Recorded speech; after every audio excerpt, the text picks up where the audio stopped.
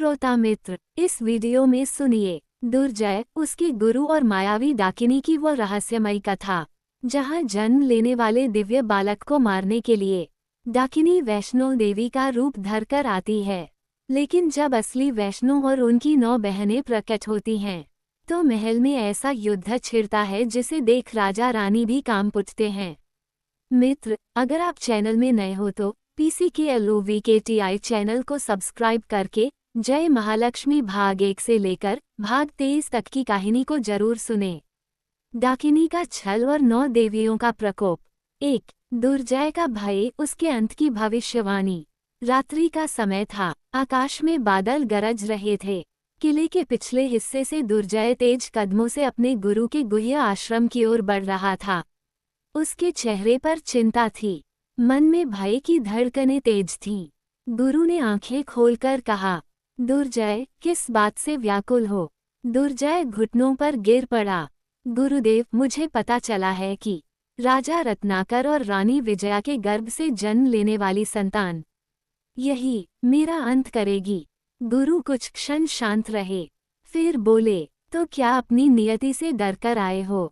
दुर्जय बोला, मैं अपना अंत नहीं चाहता, मुझे शक्ति चाहिए, इतनी शक्ति कि कोई मुझे न मिटा सके।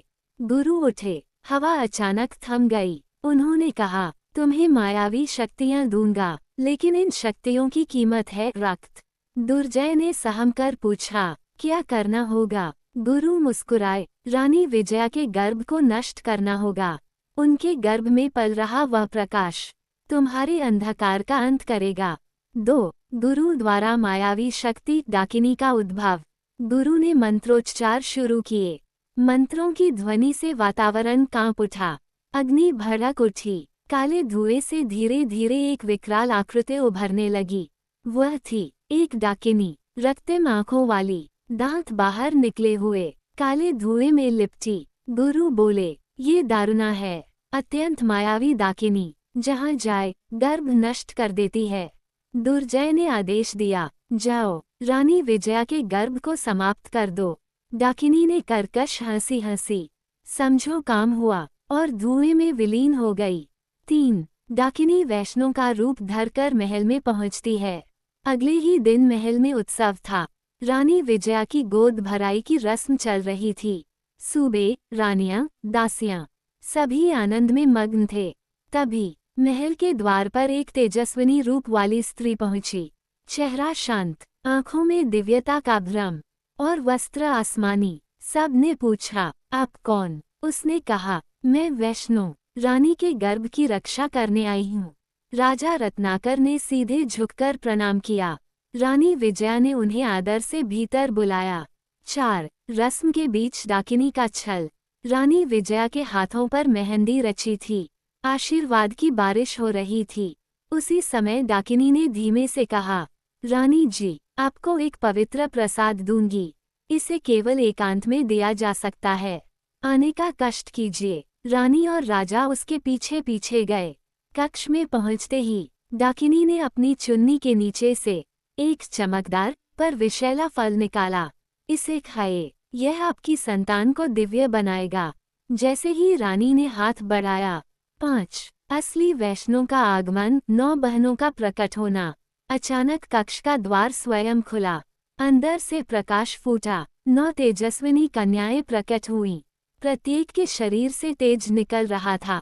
वे थीं नवदुर्गाएं, वैष्णो और उनकी 8 बहनें। झूठी वैष्णो को देखकर असली वैष्णो बोली, तुम तो 9 बहनें थी, तो ये 10वीं कौन? राजा और रानी स्तब्ध रह गए। डाकिनी का चेहरा पीला पड़ गया। वैष्णो ने कहा, राजन, यह मेरी रूपधारी नहीं, ये डाकिनी दारुणा है। दुर्जय ने इसे आपके गर्भ को नष्ट करने भेजा है। रानी भय से कांप उठी। 6. डाकिनी का असली रूप और उसका प्रकोप। डाकिनी ने जोर से चिल्लाया, तो तुम्हें मेरा राज पता चल गया। उसका रूप भयानक हो उठा, चेहरा लंबा, नाखून तेज, आंखें लाल रक्त जैसी। वह बोली, मैं रानी के गर्भ को नष्ट करूंगी, और उससे पहले इन 9 बहनों को निगल जाऊंगी। वह छलांग लगाकर देवियों पर झपटी। 7. महल में देवीय युद्ध। जो कक्ष अभी शांत था, वो रणभूमि बन गया। वैष्णव ने अपना त्रिशूल उठाया, अन्य बहनों ने अपने अपने शस्त्र धारण किए। डाकिनी हवा में घूमकर हमला करती, देवियां अपने तेज से उसके प्रहार रोक देती। टकराते ही कक्ष में अग्नि सी चमक फैल जाती। राजा और रानी दूर खड़े कांप रहे थे। कक्ष की दीवारें हिल रही थीं। डाकिनी चिल्लाती, तुम नौ मेरा क्या बिगाड़ लोगी? वैष्णव गरज उठी, हम नौ नहीं, नवशक्ति हैं, और गर्भ की रक्षा हमारा धर्म है। 8 दारुणा का अंत। बहनों ने एक साथ अपनी दिव्य ऊर्जा एक बिंदु पर केंद्रित की। डाकिनी उस प्रकाश में फंस गई। वह चीखी, नहीं, ये शक्ति नहीं, नहीं, और देखते ही देखते वह जलकर राख हो गई। कमरा शांत हो गया, वातावरण दिव्य सुगंध से भर गया। 9 वैष्णव का आशीर्वाद। वैष्णव देवी रानी के आगे आकर बोली, रानी विजया, आपके गर्भ में जो बालक पल रहा है वह दिव्य है, उसे संसार रोक नहीं सकता। राजा ने पूछा, माता, क्या खतरा टल गया? देवी बोली, आज का खतरा समाप्त हुआ, लेकिन दुर्जय अभी जीवित है। वो फिर प्रयास करेगा, तैयार रहिए। फिर 9 देवियां एक साथ प्रकाश बनकर आकाश में विलीन हो गईं। 10 महल में उत्सव पर संकट की छाया बाकी। रानी विजया सुरक्षित थीं। राजा ने पूरे राज्य में उत्सव का आदेश दिया। ढोल बजे, दीप जले, प्रजा ने देवियों का धन्यवाद किया। पर राजा और रानी के मन में देवी की कही एक बात प्रतिध्वनित होती रही, दुर्जय लौटेगा। कथा यहाँ समाप्त नहीं होती, बल्कि एक नया अध्याय शुरू होता है। जारी रहेगा।